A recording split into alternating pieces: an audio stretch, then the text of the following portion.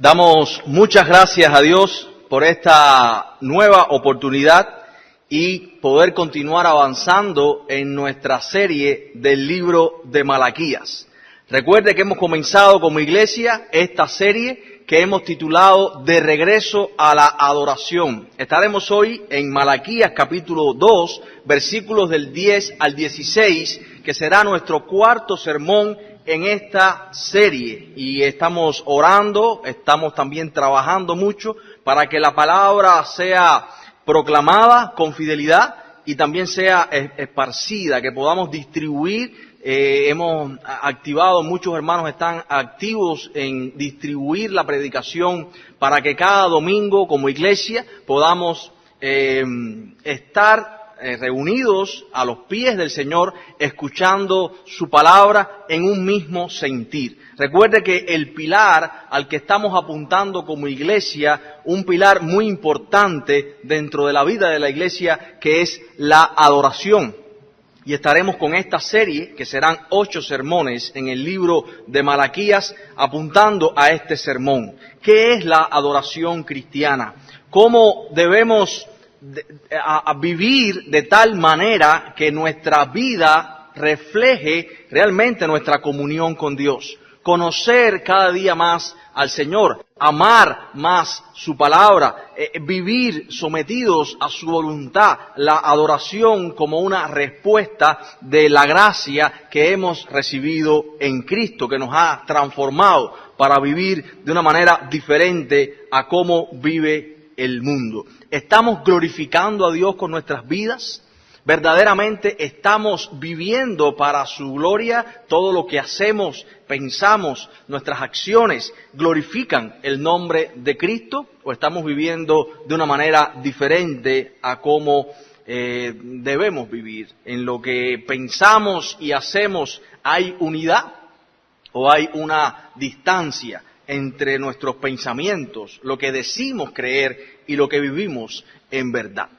Entonces, estaremos hoy en Malaquías capítulo 2, estaremos en el cuarto sermón. Hemos estado compartiendo verdades muy importantes en este libro, que es el panorama final del Antiguo Testamento. Nos da un paisaje, una vista del final del Antiguo Testamento. Es el último profeta que escribe precisamente antes de 400 años de silencio profético, y Juan el Bautista comienza en el Nuevo Testamento el ministerio público de Jesucristo.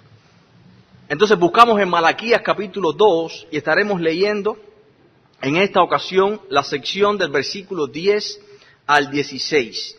Y oramos para que en esta oportunidad nuevamente el Señor nos hable y trate con nuestra necesidad por su palabra. Dice Malaquías capítulo 2, versículos 10 al 16. ¿No tenemos todos un mismo Padre? ¿No nos ha creado un mismo Dios? ¿Por qué pues nos portamos deslealmente el uno contra el otro, profanando el pacto de nuestros padres? Prevaricó Judá, y en Israel y en Jerusalén se ha cometido abominación, porque Judá ha profanado el santuario de Jehová que él amó, y se casó con hija de Dios extraño. Jehová cortará de las tiendas de Jacob al hombre que hiciera esto, al que vela y al que responde, y al que ofrece ofrenda a Jehová de los ejércitos. Y esta otra vez haréis cubrir el altar de Jehová de lágrimas, de llanto y de clamor. Así que no miraré más a la ofrenda para aceptarla con gusto de vuestra mano. Mas diréis, ¿por qué?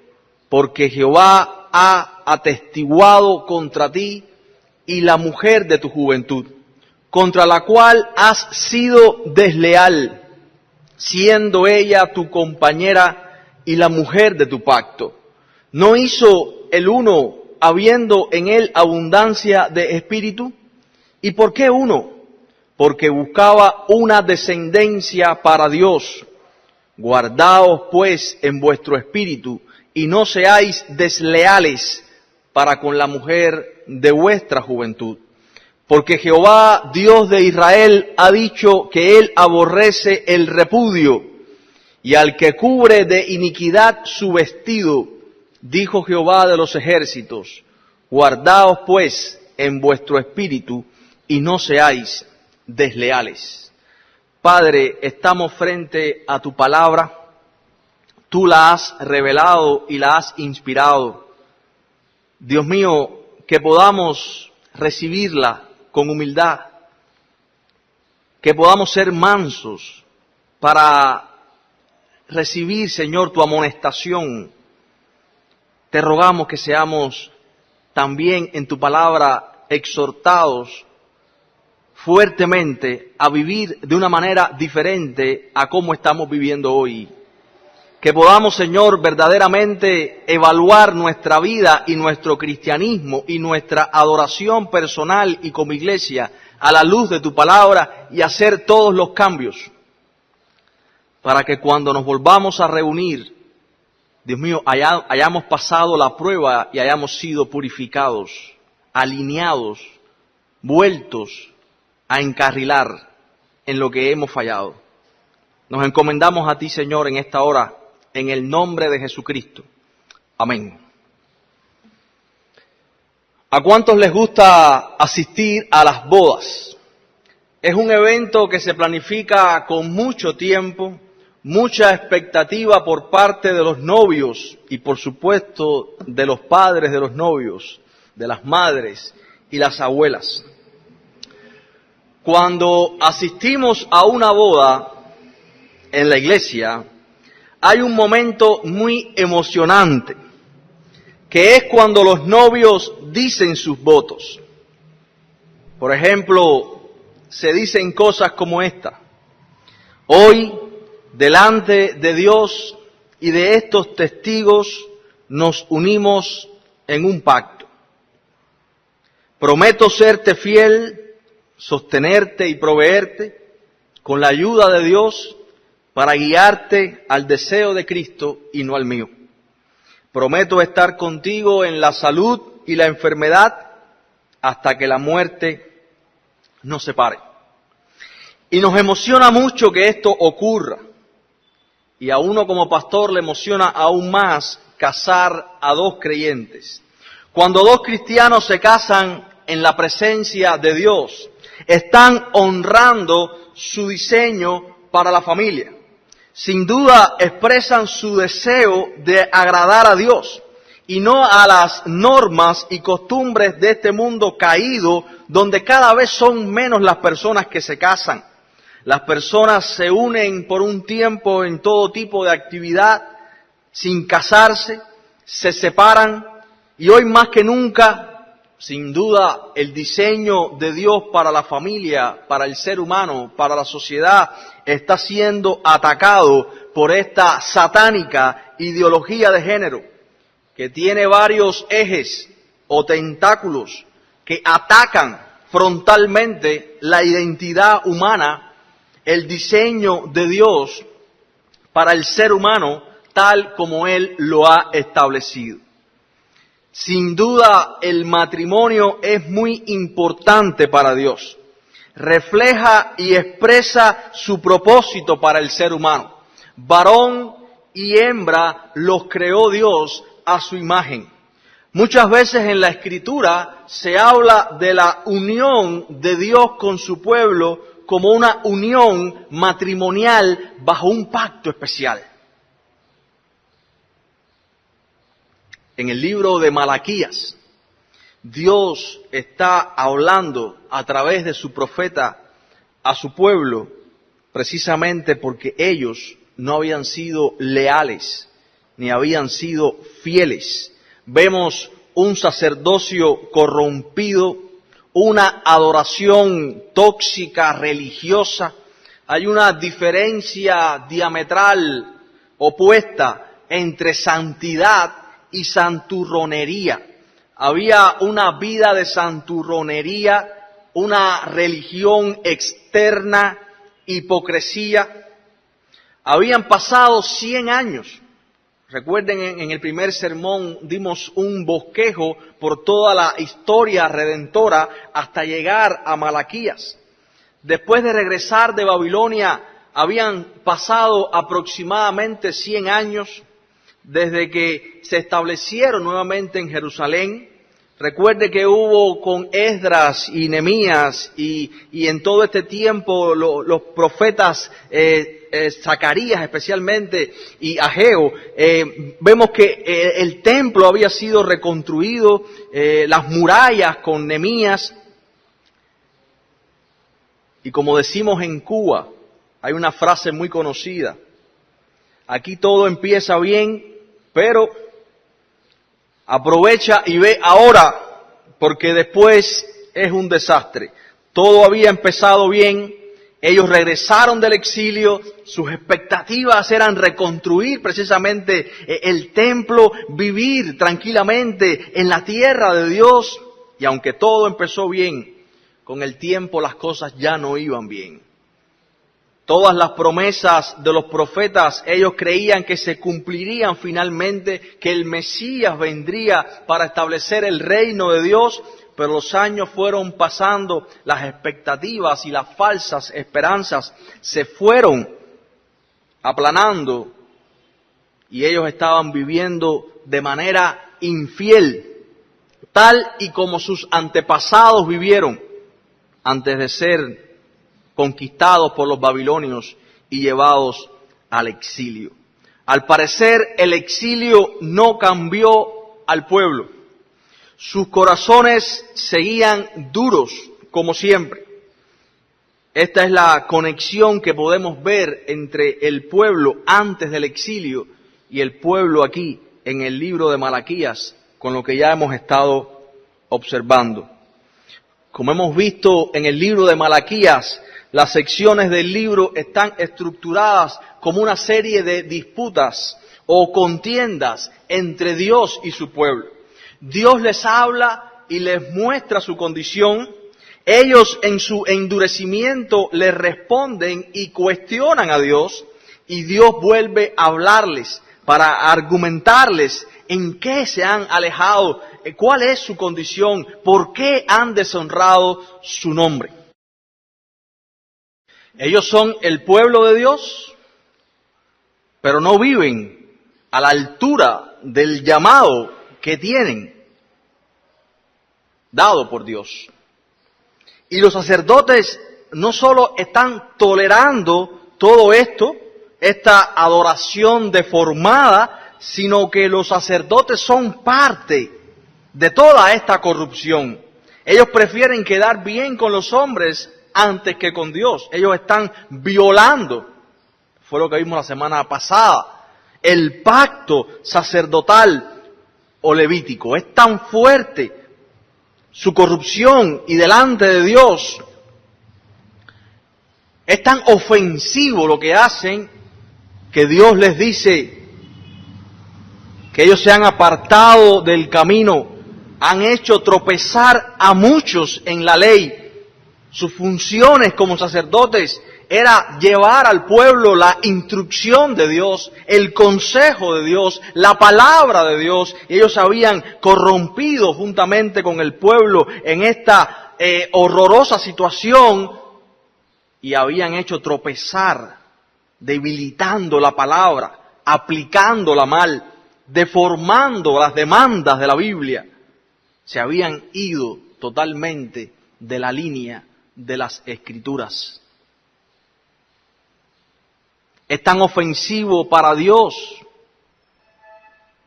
que en un momento del capítulo 2, Dios les dice que Él iba a coger el estiércol de los animales que estaban amontonados en el templo y los iba a echar sobre su rostro. En el versículo 9 dice: yo también os he hecho viles y bajos ante todo el pueblo, así como vosotros no habéis guardado mis caminos, y en la ley hacéis acepción de personas.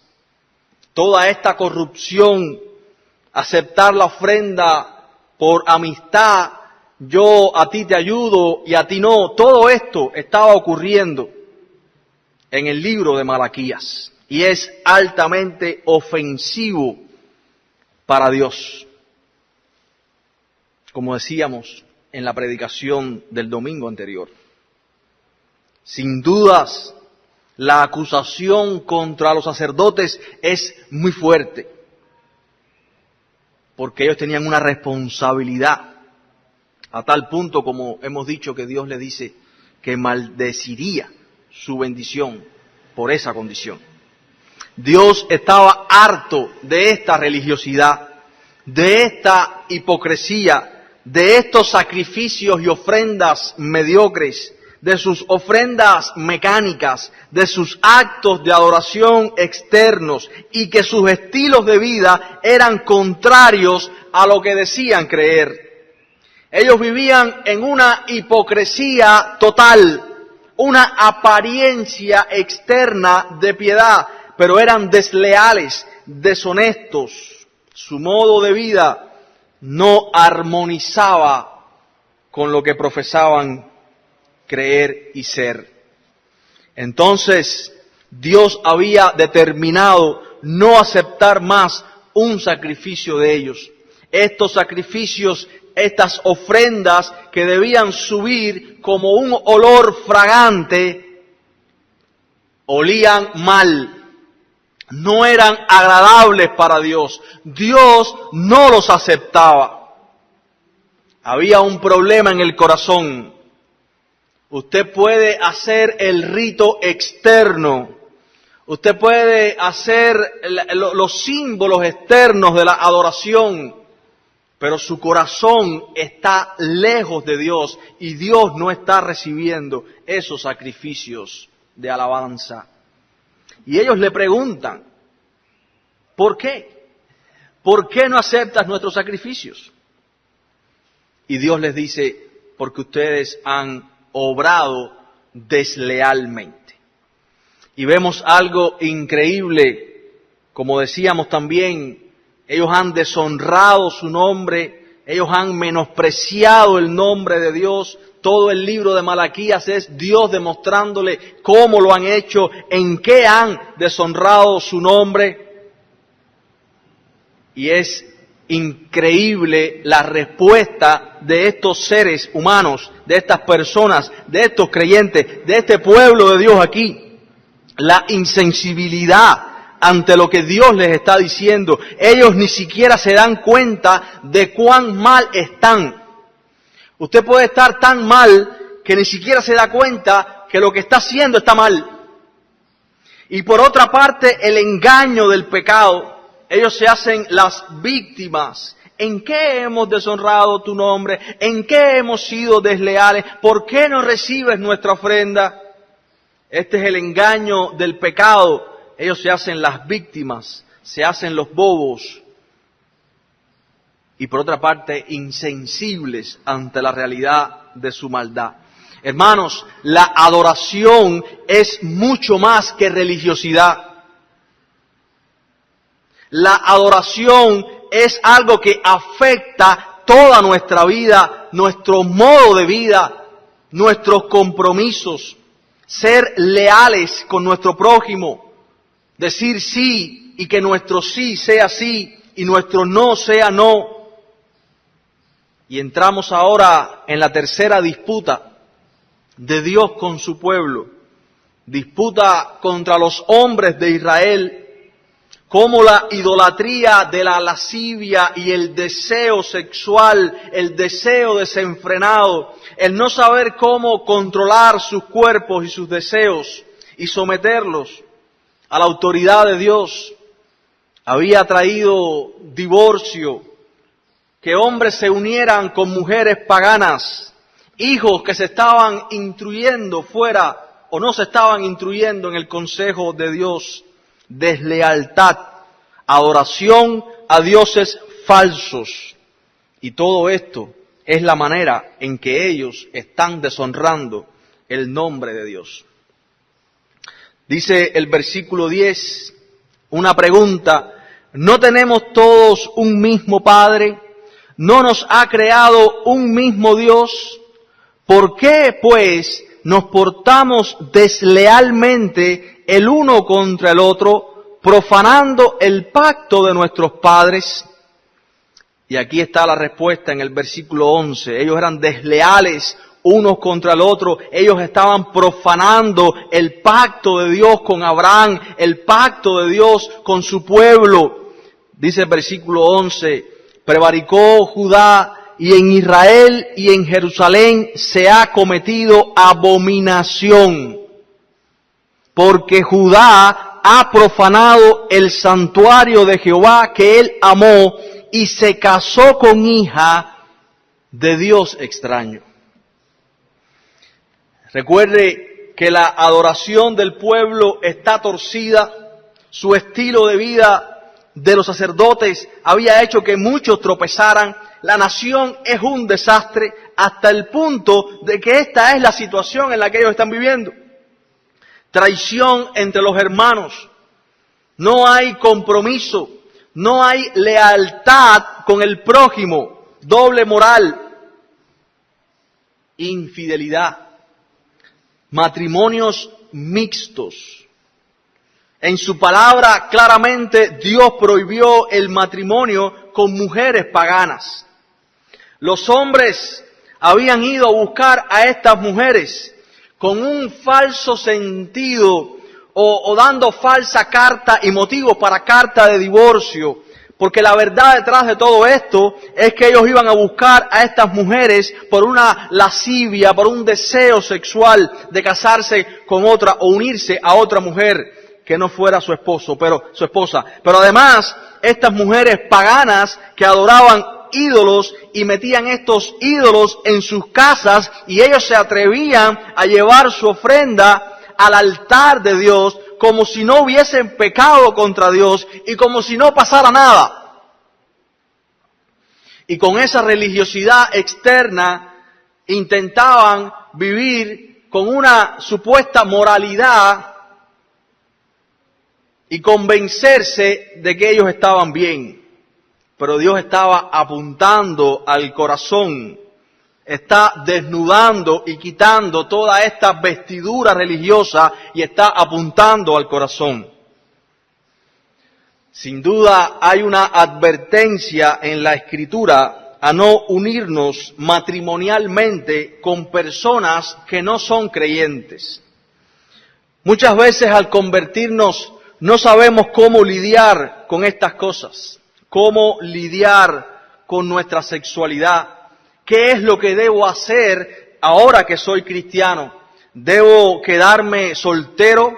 ¿Debo casarme? Si Dios me encontró y me rescató de una vana manera de vivir, ¿debería yo quedarme ya sin casar? ¿Con quién debería casarme? Pero hay una clara advertencia en la palabra a no ir, a unirnos con personas que no son creyentes. La conciencia de este pueblo está tan endurecida y sus sacerdotes están tan endurecidos que aún los mismos sacerdotes se estaban divorciando, dejando a sus esposas de años y uniéndose con mujeres más jóvenes y paganas. Dice el versículo 12, Jehová cortará de las tiendas de Jacob al hombre que hiciere esto, al que vela y al que responde y al que ofrece ofrenda a Jehová de los ejércitos. Ellos estaban llevando sus ofrendas mientras habían dejado que entrara en Jerusalén abominación. Han profanado el santuario de Jehová, como dice el versículo 11, casándose con hijas de Dios extraño, con mujeres paganas. Y en el versículo 13, Dios les dice que Él no va a recibir sus ofrendas. Dios les dice que no recibe sus ofrendas, que no acepta la ofrenda de sus manos. En el versículo 14, ellos responden, ¿por qué? Y dice, porque Jehová, versículo 14 de Malaquías 2, ha atestiguado entre ti y la mujer de tu juventud, contra la cual has sido desleal, siendo ella tu compañera y la mujer de tu pacto. El matrimonio es algo serio delante de Dios. En Génesis capítulo 2 vemos una declaración importante de Moisés. Moisés le está escribiendo al pueblo de Israel, estuvo 400 años en Egipto. Ahí en Egipto habían asumido muchas costumbres y prácticas paganas, como la poligamia. Y Moisés está escribiendo Génesis para este pueblo que sale del cautiverio 400 años en Egipto, y ellos tenían que aprender a vivir tal y como Dios había determinado que el ser humano fuera por causa del pecado. Todo esto se ha corrompido, pero ahora ellos deben vivir de una manera diferente a como vivían en Egipto. Y en el versículo 24 del capítulo 2, voy a empezar en el 23.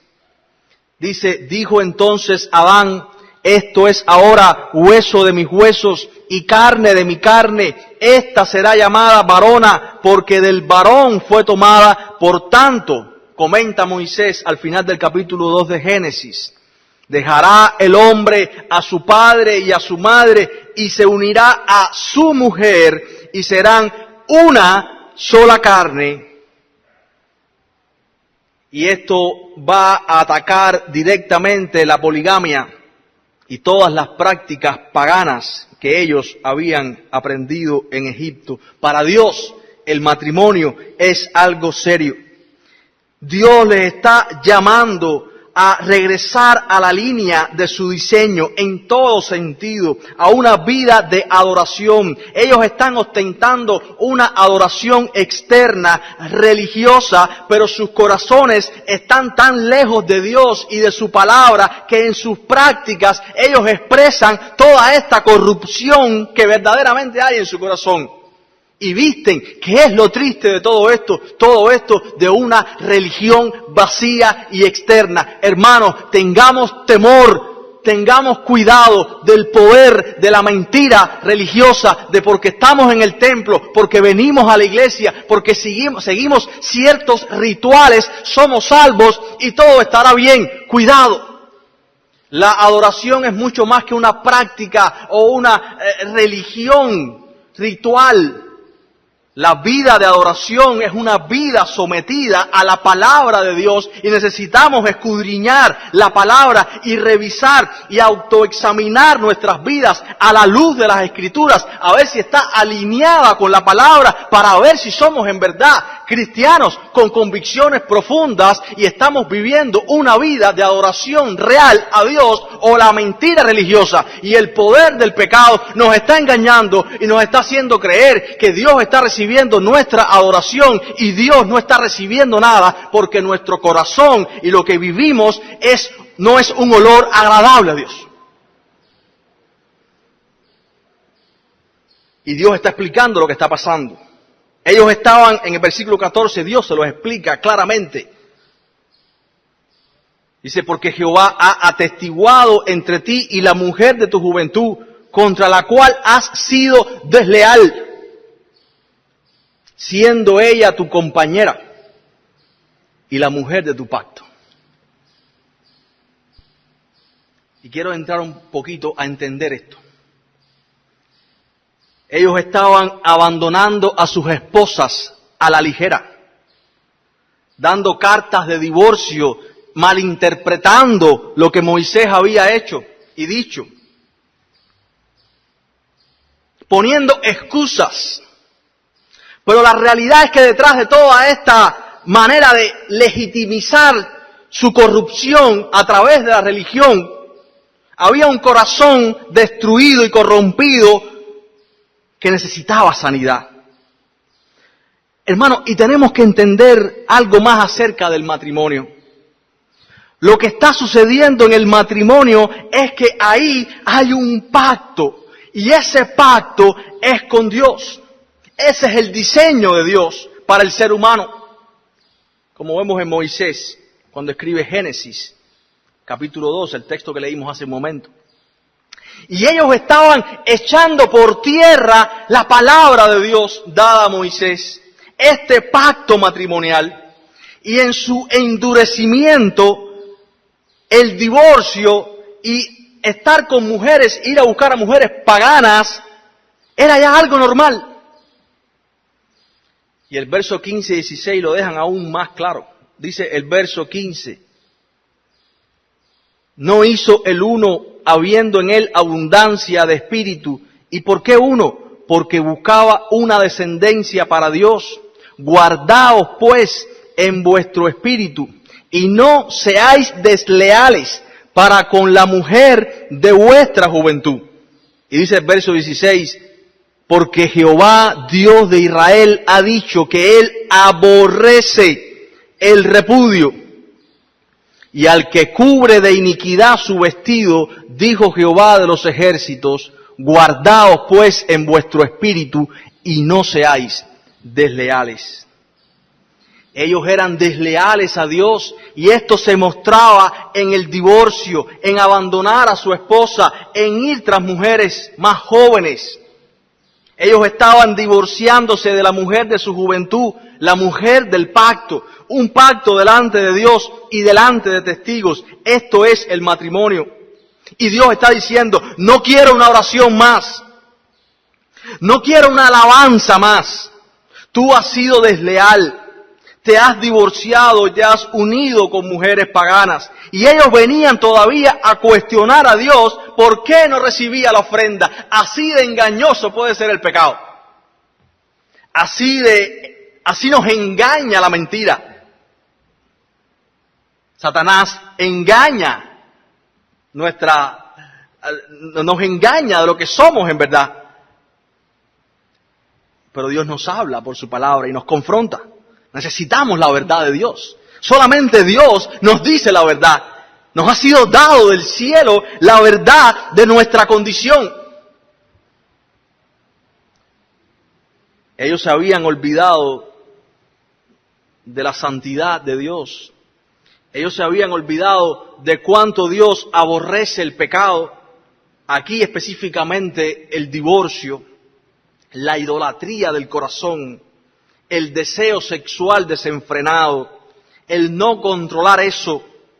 Ellos daban carta de divorcio, como dije, y supuestamente estaban cumpliendo un ritual religioso. Pues ya yo di carta de divorcio. No era justificado el divorcio. La realidad es que el problema radicaba en el corazón, en la lujuria, el deseo de tener mujeres más jóvenes. Hermanos, este tema es serio. El divorcio es una plaga en la sociedad y tristemente es que esta práctica del divorcio parece ser algo natural, pero no es natural. Es común, pero no es natural. Como decía al principio también, hoy estamos enfrentando una batalla que empieza a asomar su cabeza. Esta batalla que empieza a expresarse como nunca antes en la sociedad humana. Esta batalla que se llama ideología de género, que tiene ejes, una agenda muy clara para atacar la identidad humana, la familia, la educación sexual, las leyes, la moralidad, la cosmovisión. Ataca sin duda la identidad y el diseño de Dios como Dios lo hizo. Hermano, lo común no es lo natural. El matrimonio es entre un hombre y una mujer, no entre un hombre y un hombre, entre una mujer y una mujer, no entre un hombre y dos mujeres, entre un hombre y una mujer, y el matrimonio es una unión bajo la mano poderosa de Dios, un pacto para toda la vida. Ese es el diseño de Dios. Dios aborrece el divorcio.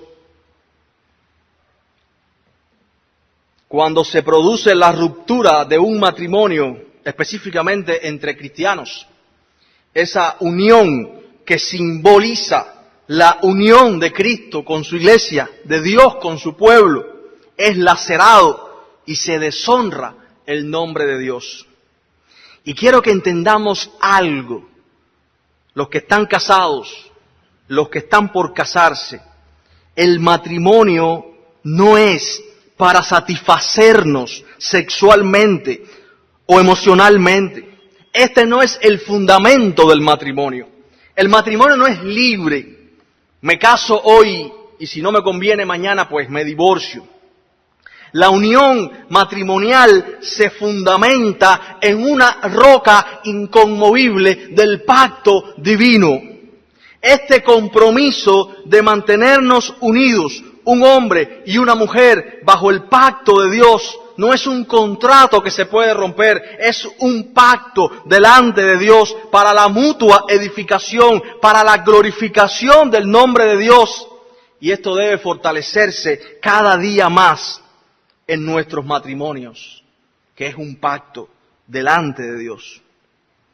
Sin duda, somos seres caídos y cuando contraemos matrimonio somos dos seres caídos, pecadores, que dicen acepto a algo que puede parecer una locura, poner a dos pecadores, dos seres caídos, llenos de debilidades, llenos de miseria espiritual, llenos de corrupción, a convivir en el mismo techo. Parece una batalla campal. Pero cuando esos dos pecadores dijeron acepto, en ese pacto matrimonial, en la presencia de Dios, Dios es el testigo principal y su gracia no faltará para que puedan vivir glorificando su nombre en medio de luchas, contiendas, peleas. Van a haber contradicciones, sin duda. Van a tener que trabajar mucho porque el corazón, de manera natural, lo que sale del corazón es espinas, es miseria espiritual. Pero por la gracia y la provisión de Dios hay de parte de Él todo lo que necesitamos para vivir una vida verdaderamente gratificante, gloriosa en su presencia, que haya perdón, amor, reconciliación. Pero necesitamos trabajar y cultivar nuestras disciplinas espirituales. El matrimonio no es un contrato humano, es una unión bajo un pacto, bajo juramento, delante de Dios. Causas para divorciarnos, todos los días hay cientos. Pero hay una causa para seguir juntos, hay una razón para seguir juntos. La gloria de Dios y vivir para su gloria. Eso es adorarle. Lo que sale del corazón de manera natural es ira, enojo, todas estas cosas como obras de la carne. Pero el fruto del Espíritu es primeramente amor. Tenemos que cultivar nuestras relaciones. Necesitamos de Cristo, necesitamos de Dios. El Señor aborrece el divorcio. Y hay una expresión muy fuerte en el verso 16 que necesitamos entenderla e interpretarla bien. Dice, porque Jehová, Dios de Israel, ha dicho que Él aborrece el repudio y al que cubre de iniquidad su vestido. Literalmente, en este verso dice, el Señor aborrece el divorcio, la violencia cubre su vestido. Significa que a los ojos de Dios, el divorcio, aquel que repudia, es como si tuviera sus vestidos embarrados, manchados de sangre. Es como si hubiese asesinado a su cónyuge. El divorcio es equiparado al homicidio. De esta manera Dios aborrece el divorcio. Es equivalente al asesinato. Por supuesto, el divorcio que estaban cometiendo ellos, ilícito. Hermanos, los pensamientos extramatrimoniales son igual de malos. Esos pensamientos donde estamos deseando a otra persona son semejantes a aquel asesino que planifica cómo matar a una persona. Es como ese plan premeditado para asesinar a otro. esos pensamientos y deseos por otra mujer u otro hombre son equivalentes a atentar contra la vida de tu cónyuge. Las lágrimas que se mencionan en este pasaje pueden ser las lágrimas hipócritas de estos hombres que después de repudiar a sus mujeres y divorciarse de ellas, venían al templo a traer una ofrenda y a preguntarse por qué Dios no recibía sus ofrendas. Sin duda, la fidelidad del matrimonio es comparado al amor de Dios para con su pueblo. Y más triste aún, estos hombres estaban trayendo mujeres paganas. Y estas mujeres venían con sus ídolos. Y se producía una enorme lucha en la crianza de los hijos. Porque ellos ya no estaban recibiendo la educación de la palabra de Dios. No eran instruidos en la palabra. Sino que había una pugna por la educación de los hijos que ya no estaba centrada en Dios, sino en los ídolos y los dioses falsos de las culturas que estas mujeres dejaban entrar. Por eso dice el versículo 15. ¿No hizo el uno, habiendo en él abundancia de espíritu, de Adán? ¿Y por qué uno? Porque buscaba una descendencia. ¿Para quién? Para Dios.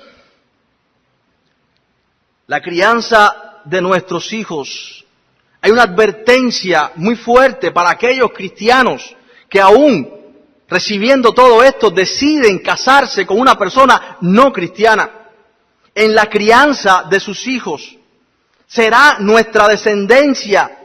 Podremos nosotros enseñar a nuestros hijos con una enseñanza centrada en el Evangelio. Necesitamos que el padre y la madre, el matrimonio, provean este ambiente de educación, de enseñar a sus hijos en el Evangelio. Será muy difícil, para no decir casi imposible, en un matrimonio mixto, poder desarrollar esto. Y un cónyuge que sea cristiano, al unirse con otro no cristiano, sangrará toda la vida por esta herida de no poder vivir a tope su relación con Dios y las demandas que Dios le hace a su pueblo de instruir y enseñar a los hijos en el Evangelio. Hermanos, Dios rechazó la unión con personas que no son creyentes.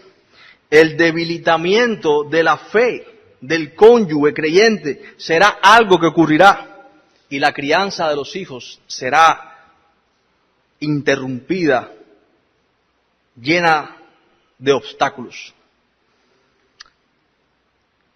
Terminamos esta sección del capítulo 2 del libro de Malaquías. Los sacerdotes no habían enseñado bien la palabra de Dios. 70 años en el exilio no habían sido suficientes. Hubo un avivamiento con Esdras, pero el pueblo había vuelto a la decadencia y sus líderes y todos estos hechos que están ocurriendo eran la expresión de esa decadencia y corrupción.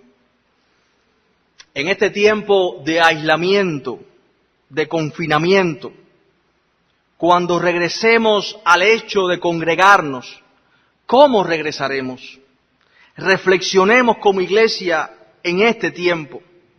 Pensemos, ¿estamos viviendo nosotros una vida que agrada y que adora verdaderamente a Dios? ¿Estamos siendo leales con nuestros hermanos? ¿Estamos siendo leales y fieles con nuestros cónyuges? ¿Estamos viviendo y entendiendo nuestros matrimonios a la luz de la palabra, glorificando a Dios en nuestro rol femenino o masculino, juntos, criando a nuestros hijos, el varón que provee y guía, la mujer que se somete y estimula, los hijos educándose y criándose en el Evangelio? ¿Estamos realmente nosotros adorando a Dios o estamos viniendo el domingo a recibir un sermón, a cantar una canción y el resto de la semana estamos viviendo muy semejante a cómo vive el mundo? Viendo sus mismos programas, emocionándonos con sus mismas novelas y juegos. ¿O estamos realmente nosotros marcando una diferencia en este mundo? ¿Es Dios el centro de tu vida? ¿Estás viviendo para adorar y glorificar su nombre o es Dios una parte anexa a tu vida? ¿Estás siendo fiel al pacto en tus pensamientos y en tu corazón, a la mujer que Él te dio, al hombre de tu juventud? Eso es adorar a Dios. Oramos en esta oportunidad que Dios nos halle fieles y que podamos hacer una profunda introspección, un análisis de nuestras vidas y que podamos experimentar un verdadero arrepentimiento, alinearnos, regresar a su voluntad para que Él acepte verdaderamente nuestra adoración. Padre, venimos a ti en plena certeza de que solamente por la obra de Jesucristo, por los méritos que Él ganó en la cruz del Calvario, la sangre que se derramó para lavarnos de nuestros pecados, porque separados de Cristo nada podemos hacer.